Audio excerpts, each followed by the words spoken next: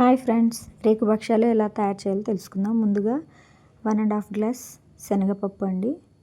ఇందులో ఒక 3 glass of water పోసి ఉడికించుకోవాలి. ఈ విధంగా ఉడికే వరకు ఉడికించుకోవాలి.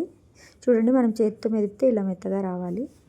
సేమ్ మనం ఏ క్వాంటిటీ అయితే పప్పు తీసుకున్నామో దానికంటే కొద్దిగా బెల్లం తీసుకొని వేసి కొద్దిసేపు ఒక 2 నిమిషాల సేపు స్టవ్ పై పెట్టాలి.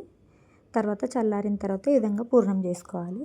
పూర్ణం చేసుకున్న తర్వాత ఇది పేని రవ్వ అండి, కర్నూలులో దొరుకుతుంది. పేని రవ్వ లేని వాళ్ళు మైదా పిండిని ఇలా కలుపుకోవాలి.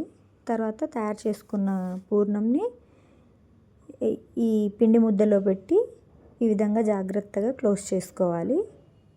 ఫాస్ట్గా అంటే రాదండి, కొద్దిగా మెల్లమెల్లగా ఈ విధంగా క్లోజ్ చేయాలి.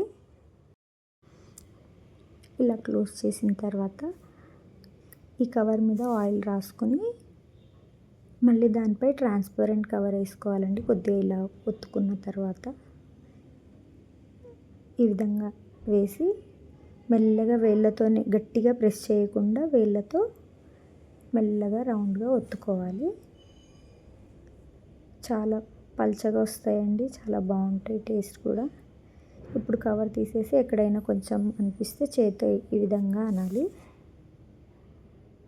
చూడండి, జాగ్రత్తగా మెల్లగా అలా తీస్తే పేపర్ ఏం కాలిపోవద్దండి, మెల్లగా వేయాలి. ఈ విధంగా వేసుకున్న తర్వాత ఒక నిమిషం పాటు ఆగి మళ్ళీ ఇంకో వైపుకి టర్న్ చేసుకోవాలి. చూడండి, ఈ విధంగా ప్లేట్లో తీసుకొని కొద్దిగా చల్లారిన తర్వాత వేరే ప్లేట్లోకి తీసేసుకోవాలండి. అంతే, వేడివేడి భక్ష్యాలు రెడీ. Thank you.